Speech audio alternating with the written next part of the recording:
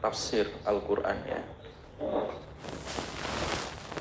Jadi bagaimana hakikat tafsir dan juga klasifikasinya serta infiltrasi di dalam tafsir-tafsir kontemporer.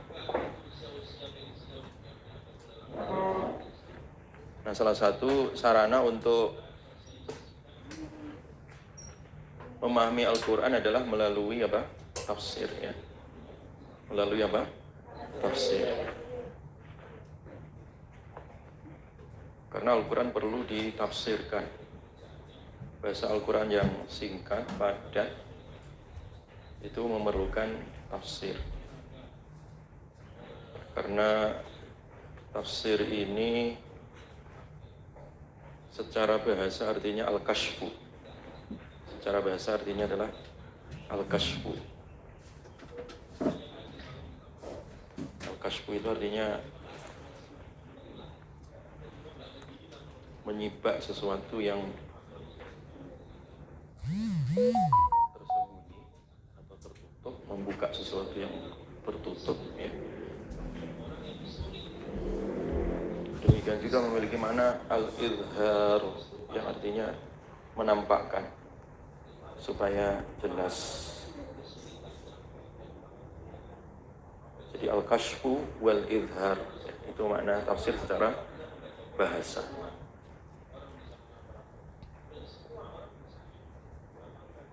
Nah, di dalam surat Al-Furqan itu ayat 33 ada disebutkan kata tafsir wa ahsana tafsira. Wa ahsana tafsira ya, dalam surat Al-Furqan ayat 33.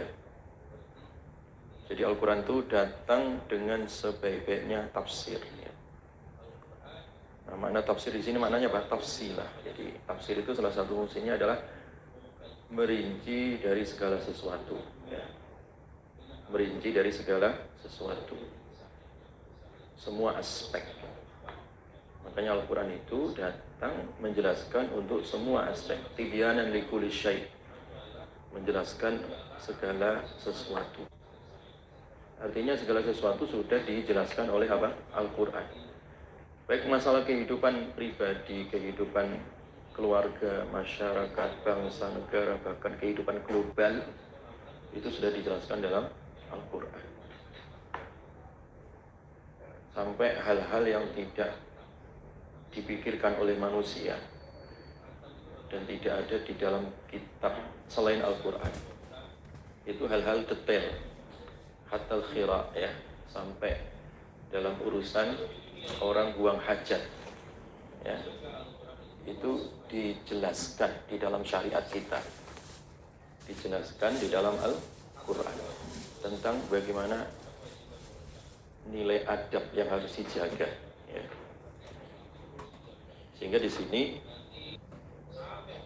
Quran datang dalam wujud wa ahsana tafsir, sebaik-baiknya tafsir, sebaik-baiknya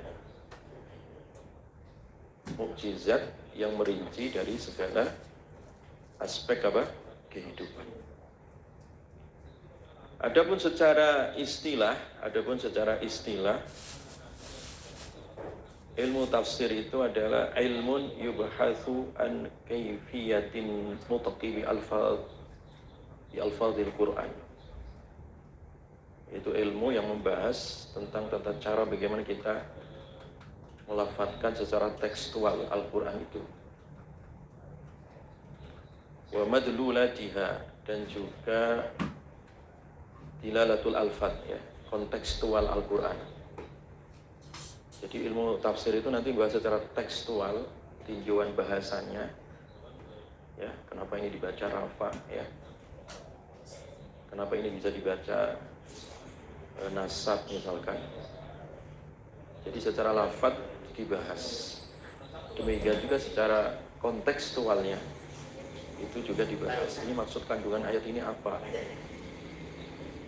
Wa ahkamiha, dan juga kaitan dengan hukum-hukumnya, kaitan secara hukum.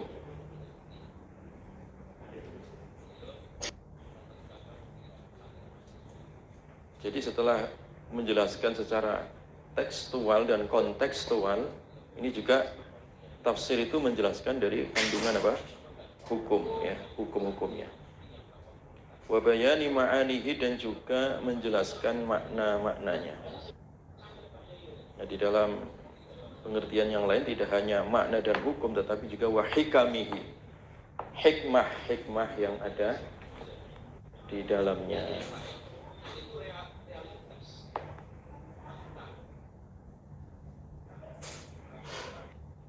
Jadi intinya kandungan ilmu tafsir itu nanti bagaimana memperjelas, ya, baik secara lafaz, ya, teksnya, atau secara kontekstualnya, serta kandungan makna maksud dari suatu ayat, ya, sehingga kita bisa paham secara tuntas, secara komprehensif apa sih maksud dari kandungan ayat tersebut, ya.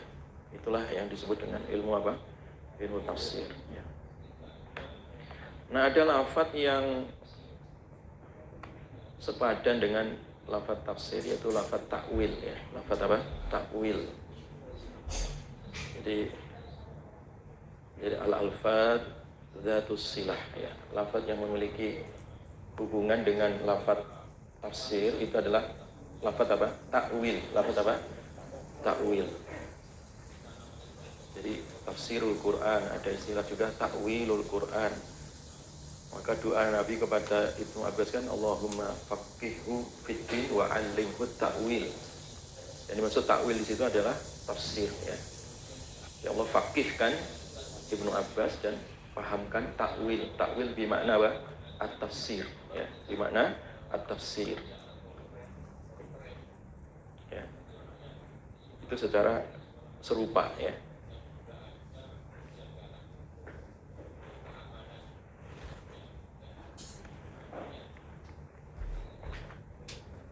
Nah, kemudian yang berikutnya,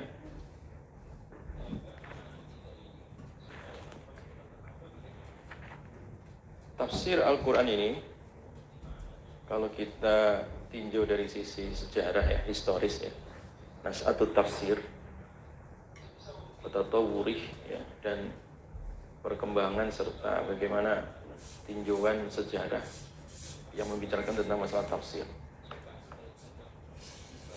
Itu di masa awal, yaitu di zaman Nabi SAW. Itu yang pertama, bahwa setiap Nabi diutus itu mereka membawa wahyu, ya, membawa kitab suci. Makanya seorang Rasul itu disebut Rasul karena dia membawa risalah. Risalahnya itulah berupa apa? Kitab suci. Dan setiap Rasul itu sesuai dengan lisan kaumnya, ya. Wa ma arsalna mir rasulin illa bilisani qaumihi liyubayyina lahum. Tidaklah kami utus seorang Rasul kecuali dengan lisan kaumnya. Tujuannya apa? Liyubayyina lahum. Nah, fungsi Rasul itu mensyarah tadi, menjelaskan kepada kaumnya.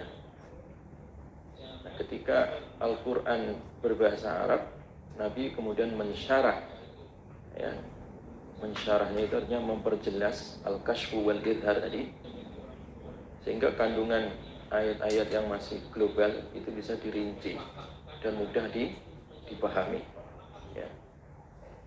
Dan Allah memilih bahasa Al-Quran adalah bahasa apa? Arab, ya, bahasa Arab. Dan itu sebaik-baiknya bahasa, sefasih-fasihnya bahasa. Karena tidak ada bahasa yang paling fasih melebihi bahasa Arab. Maka dipilih untuk bahasa wahyu Al-Quran, ya. Tujuannya apa? Supaya kita belajar. Jadi inna anzalnahu Qur'anan Arabiyyan la'allakum ta'qilun. Kami telah menurunkan Al-Quran dengan bahasa Arab supaya kalian pelajarinya, maksudnya. Nah, dijelaskan itu lafaz-lafaz, apakah ini lafaznya muqayyad atau mutlaq, apakah mubham, am ataukah khas, yang kemarin sudah kita bahas, ya, dari tinjauan lafaz apa? Al-Quran, ya.